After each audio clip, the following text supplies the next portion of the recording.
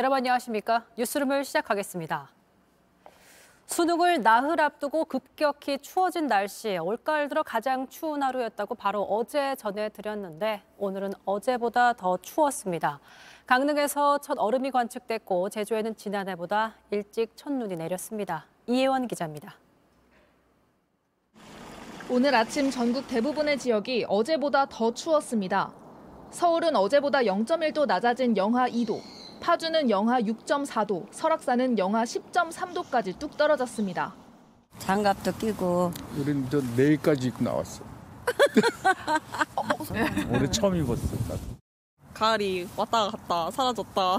저도 가을 옷을 좀 사려고 했는데 눈 떠보니까 지금 겨울이 된 것 같더라고요. 낮에도 크게 오르지 못했습니다. 일요일이지만 공원을 찾은 사람이 별로 없어서 보시는 것처럼 아주 한산합니다.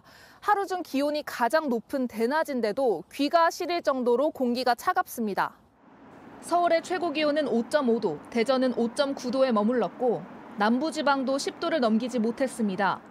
북쪽에 찬 공기가 남하하면서 바람도 약간 강하게 불어 체감온도는 더 낮아 춥겠습니다. 제주 한라산에는 첫 눈이 내렸는데 지난해보다 18일 빨랐습니다. 강원도 강릉에선 첫 얼음이 관측되기도 했습니다. 그런데 내일이 오늘보다 더 춥습니다. 아침엔 서울이 영하 3도, 파주가 영하 8도까지 내려가겠고 전북 전주와 대구도 영하 1도로 기온이 더 떨어지겠습니다. 추위는 화요일 낮부터 누그러져 수능 날인 목요일쯤엔 전국의 기온이 영상권을 회복하겠습니다. JTBC 이혜원입니다. 날이 갑자기 추워지는 이맘때쯤이면 특히 조심해야 하는 사고 소식입니다. 캠핑 중 일산화탄소 중독으로 숨지는 사고가 올해도 잇따르고 있습니다. 오늘 오후 12시 30분쯤 충북 영동군의 한 캠핑장 텐트 안에서 50대와 60대 부부가 3살 된 손자와 숨진 채 발견됐습니다.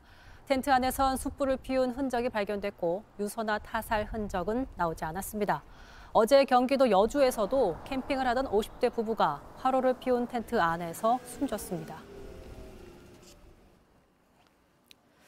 국회는 내일부터 657조 원 규모의 내년도 예산안 심사에 들어갑니다. 대폭 삭감된 연구개발 분야 예산은 물론 대통령실과 검찰 특활비 등을 두고도 여야가 치열한 공방을 벌일 것으로 보입니다. 최윤경 기자의 보도입니다.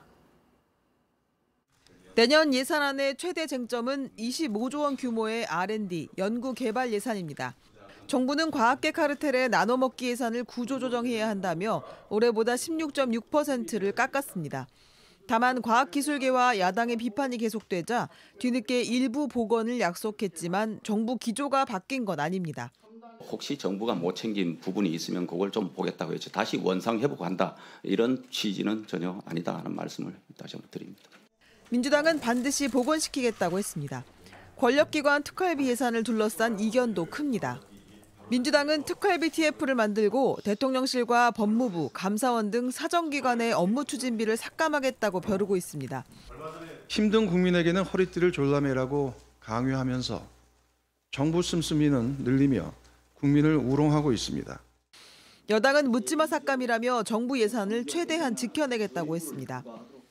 정부 정책을 발목 잡고 더불어민주당에 대한 수사와 감사를 회방할 목적으로 국회 예산 심사권을 악용해서는 안 될 것입니다. 국회 예결위는 모레부터 4일간 감액 심사를, 20일부터 5일간 증액 심사를 마친 뒤 30일 예산안을 의결한다는 계획입니다. 다만 큰 폭으로 줄어든 새만금 사업과 지역화폐 예산 등을 둘러싼 여야 입장차가 큰 데다 이동관 방통위원장과 검사 탄핵 소추안의 의결 일정까지 겹쳐 법정 시한을 맞출 수 있을지는 미지수입니다. JTBC 최윤경입니다.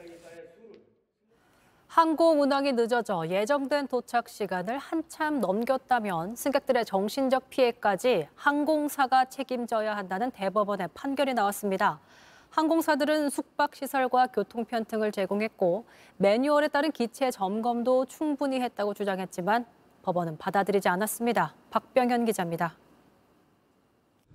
2019년 1월 필리핀에서 인천공항으로 향할 예정이던 제주항공 비행기는 예정보다 19시간 늦게 출발했습니다. 이륙 준비 과정에서 엔진에 문제가 생겼기 때문입니다. 피해를 본 승객들은 정신적 피해를 입었다며 항공사를 상대로 소송을 냈습니다. 1심과 2심 모두 항공사가 1인당 40만 원에서 70만 원을 승객에게 줘야 한다고 결론 내렸습니다. 몬트리올 협약 규정에 따라 정신적 고통도 일종의 손해라고 볼 수 있다고 한 겁니다. 대법원도 승객들의 손을 들어줬지만 몬트리올 협약 내용은 재산상 손해만을 의미한다고 다르게 해석했습니다. 다만 국내법으로도 충분히 정신적 손해배상을 청구할 수 있다며 항공사의 동일한 금액의 배상 책임을 물었습니다. 대법원은 아시아나항공 역시 인천공항에 지연 도착한 승객 약 270명에게 1인당 40만 원씩 정신적 피해를 배상해야 한다는 원심을 확정했습니다. 2019년 9월 아시아나항공은 기체 결함 문제로 22시간이 지나서야 태국을 출발했습니다. JTBC 박병현입니다. 군복무를 끝내면 예비군으로 통상 전역 4년차까지는 훈련도 받아야 합니다. 그런데 여성의 성 정체성을 가진 사람이라면 법적으로 남성이더라도 예비군 훈련을 면제해야 한다는 법원의 판단이 나왔습니다. 최지우 기자가 전합니다. 2016년 A씨는 현역병으로 군에 입대했지만 잘 적응하지 못했습니다. 법적으로는 남성이지만 스스로를 여성이라 생각하며 자랐기 때문입니다. 결국 사회복무요원으로 편입돼 군복무를 마쳤습니다. 전역한 뒤 병원을 찾은 A씨는 성전환증 진단을 받았고 그 뒤 여성 호르몬 치료를 받고 있습니다. 첫 해 예비군 훈련을 받은 A씨는 훈련을 더 이상 받지 않게 해달라고 병무청에 요청했습니다. 병무청은 받아들이지 않았고 A씨는 소송을 냈습니다. 사회적이나 신체적으로 여성으로 인식되고 있는데 남성 예비군들과 함께 훈련을 받는 것이 지나치게 가혹하다는 겁니다. 병무청은 A씨가 불확실한 질병 상태라고 주장했지만 법원은 A씨의 손을 들어줬습니다.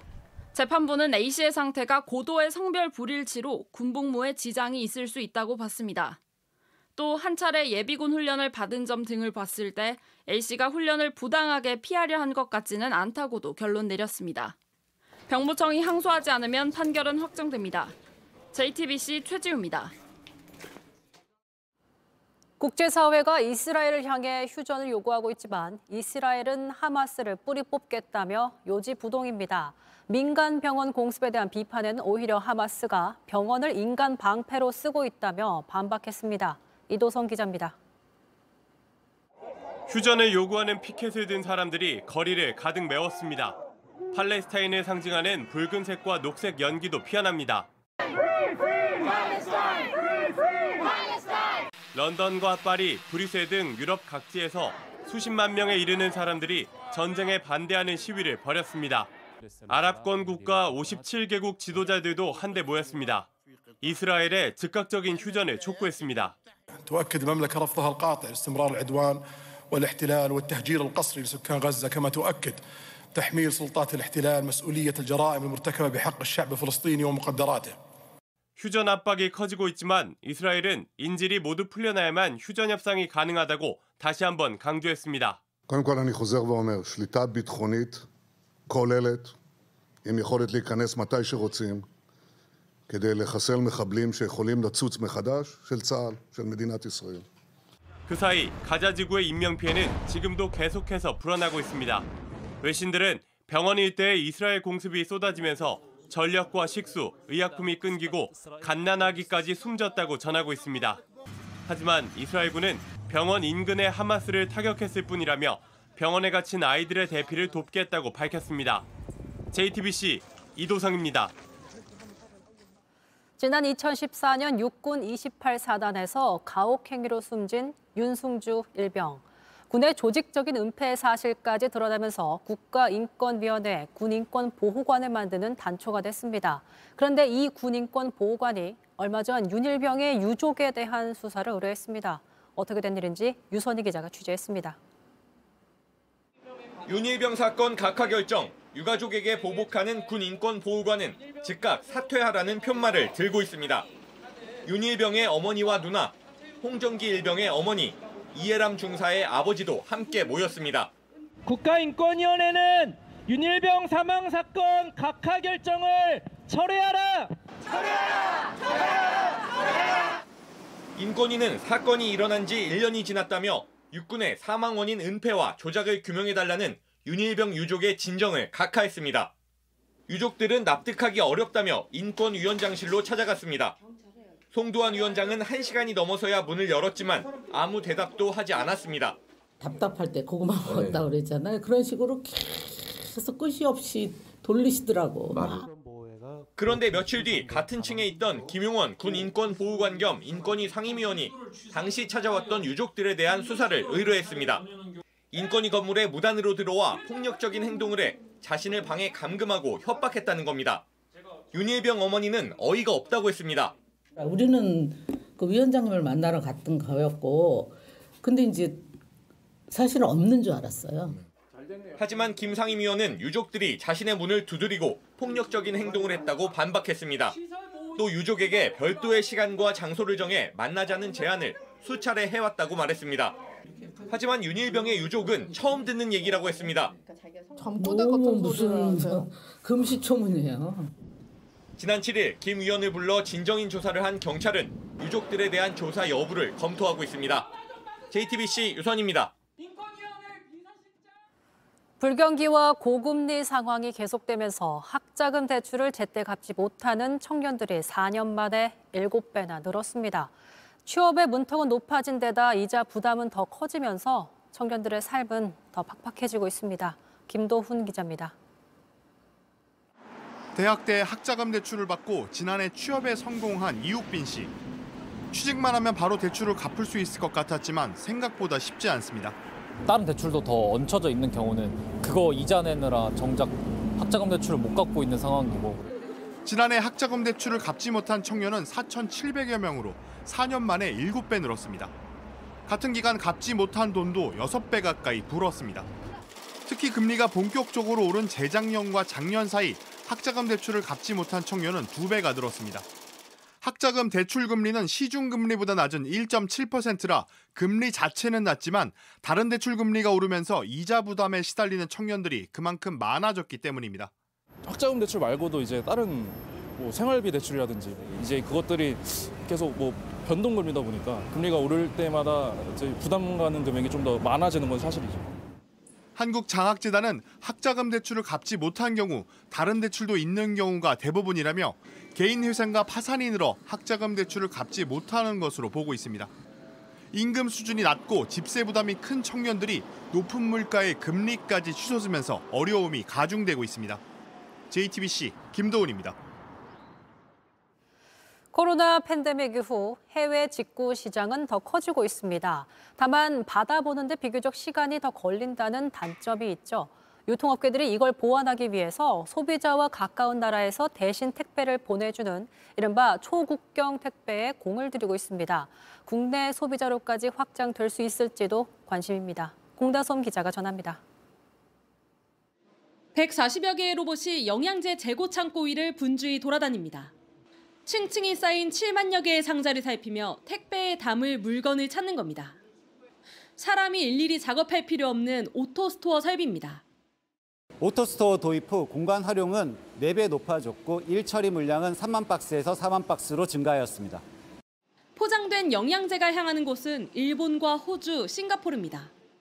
이곳의 소비자들이 주문한 물건은 미국의 영양제지만 보다 가까운 한국에서 대신 재고를 배송해주는 일명 초국경 택배입니다.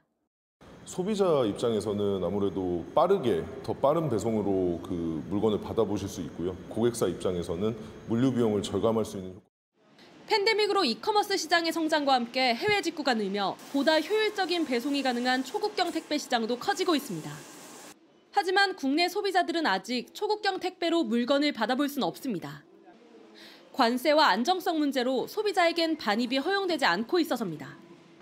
다만 1월부터 사업자에게 판매하는 물건은 배송이 가능하게 규제가 완화됐는데 앞으로 소비자들의 직구로까지 확대할지 주목됩니다. JTBC 공다솜입니다. 반려견을 키우다 보면 과연 나는 좋은 반려인일까? 한 번쯤 떠올려 보게 되는 생각일 텐데요. 서울시가 이런 반려인을 위해서 경연을 열었습니다. 그 현장을 신진 기자가 다녀왔습니다. 앞으로 나아가야 하는데 1살 강아지 치즈는 낯선 친구들에게 한눈이 팔려버렸습니다. 치즈 잠깐만 치즈. 간신히 유혹을 뿌리쳤는데 횡단보도 앞에서 또 난관을 만납니다. 치즈. 취할 것 같은데. 바닥에 몸을 부비는가 하면 간식을 먹느라 발걸음을 멈추기도 합니다. 서울시가 주최한 반려인 능력시험 실기시험장. 6개 코스 모두 쉽지 않습니다. 반려견을 배려하는 태도, 반려인이 지녀야 할 에티켓 등을 종합적으로 채점합니다. 무사히 통과하면 합격입니다. 잘 해주셨고요. 네. 이제 아이를 부를 때 이름보다는 터치나 아니면 손같이. 지난달 2,400여 명이 필기시험을 받고 그중 80개 팀이 선정돼 오늘 실기를 치렀습니다. 제가 강아지 처음 키워보는데 조금 공부도 하고 산책이나 여러 가지도 올바른 방법도 배우고 하고 싶어서. 유기견 우주를 6년째 키우는 이 여성은 2년째 시험을 보고 있습니다. 1등을 못해갖고 1등 해보자라는 생각으로 도전을 했거든요. 시작부터 신난 우주, 능숙하게 반려인을 따라가 역시 노련하다 싶었는데 가자. 돌아. 우주 일로 와. 옳지. 가자. 아이 잘한다. 아이 잘해. 횡단보도 앞에서 모두를 웃게 합니다. 아니야 실수하면 안 돼. 일로 와. 가자. 우주야 가자. 이런 모습도 반려인들에겐 사랑스럽습니다. 필요한 걸 먼저 알아보고 해주는 반려인이 되고 싶어요. 10가정 중 1가정이 반려견을 키우지만 한 해에 개 10만 마리가 버려지는 현실. 너무나 쉽게 반려동물을 사서 양육하시는 시민분들이 사실 많으세요. 더 잘 돌볼 수 있는 그런 능력도 함양할 수 있게끔. 사람과 개가 오랜 신뢰로 호흡을 맞춰야 완주할 수 있는 이 50m의 코스는 반려인의 자격을 돌아보게 합니다. JTBC 신진입니다.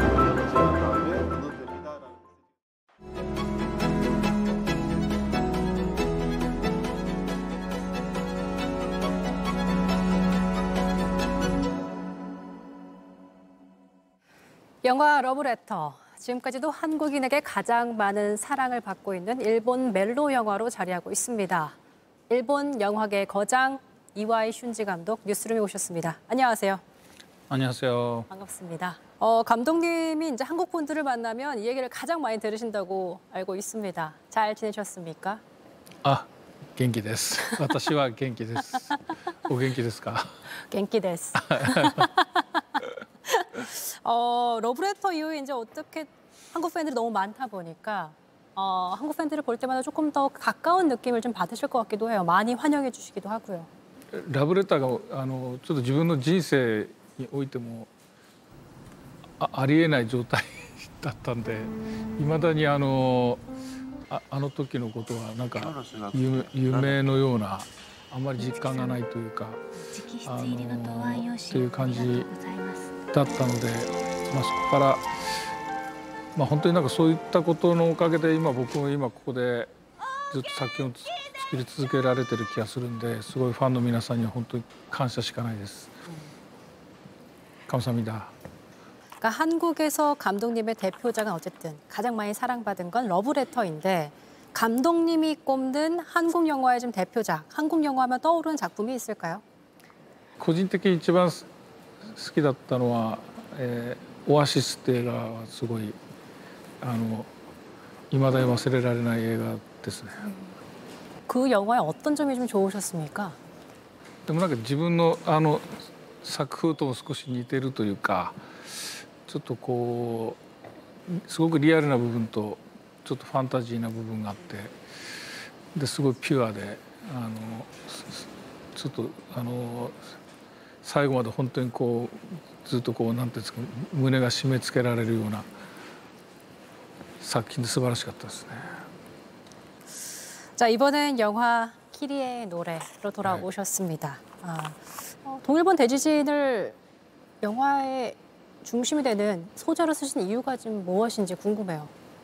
自分が被災地の出身だったりもしたんで、なんだろう、いつか映画でこの題材を扱うことになるだろうなと思ってたんですけど、で今回震災に関わるシーンのもうほとんどの部分というのはその当時書いたものなんですよね。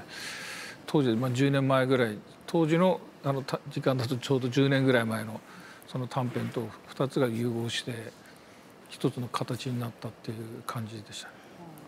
어쨌든 이런 동일본 대지진으로 인해서 영향을 입은 네 주인공들의 이야기를 그리면서도 그 감독님 특유의 그 감성과 설렘을 담아내는 걸 놓치지 않으셨어요. 그 밸런스를 유지하는 게 참 어려운 작업일 것 같아서요.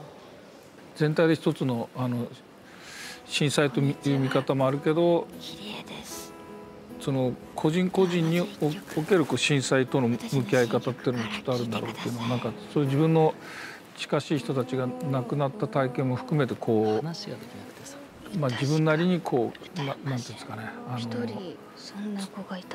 こう考えたというか、その追いかけてみたという感じで。 감독님께서 표현하신 이 영화에 대한 설명이 사연이 더해진 일종의 라이브 콘서트 같은 영화다. 그러니까 음악으로 이야기를 좀 끌어가는 그런 식으로 전개가 되거든요. 今回すごく気づかされたのがまあ、これだけ音楽と映画を融合させるとですね、やっぱ音楽の持つこう強さとかパワーもあるんですけど、同時に音楽が描いているこう暗い部分だったり重い部分っていうのを実は音楽によって引き寄せられたものでもあったっていうのが今回自分でも気づいたところでした。 말씀하신 것처럼 음악이 어둡고 무거운 효과를 내기도 하지만 그럼에도 음악은 또 치유의 힘이 있기 때문에 전 감독님께서 그 소재를 영화에 좀 잘 녹여내시는 게 아닐까 싶거든요.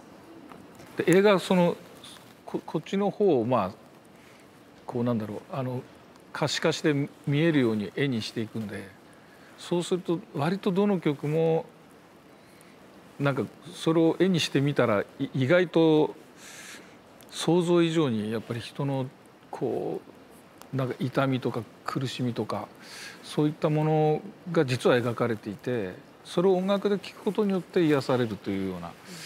이 영화를 통해서 감독님이 어쨌든 주고 싶었던 메시지는 과연 무엇이었을까 여쭤보게 돼요.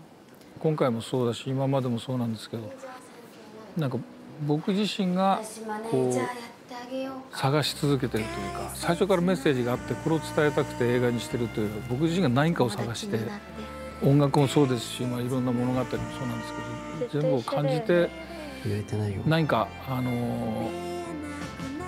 逆にお客さんの方になんか言葉にしてもらって。 それをラブレターじゃないですけど手紙というかまあSNS でいいんで何か僕に返してもらえると僕がきっとこういう映画だったんだっていうのを僕が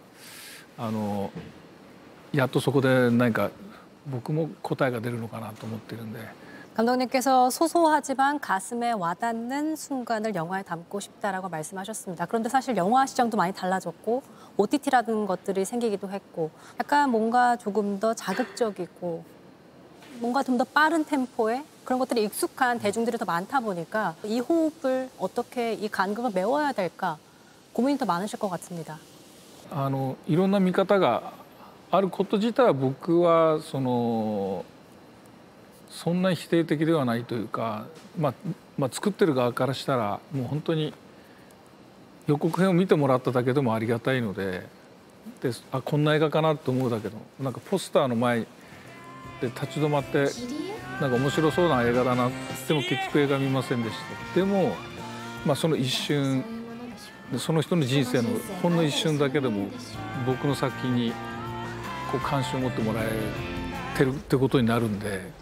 逆にもうそんなことでもこうありがたく感じる年頃にはなってきたのかなと思います。 감독님이 말씀하신 것처럼 어떤 식으로든 관객들에게 마음에 와닿았으면 좋겠다. 그 바람이 관객들에게 와닿기를 바라겠습니다. 오늘 인터뷰 고맙습니다.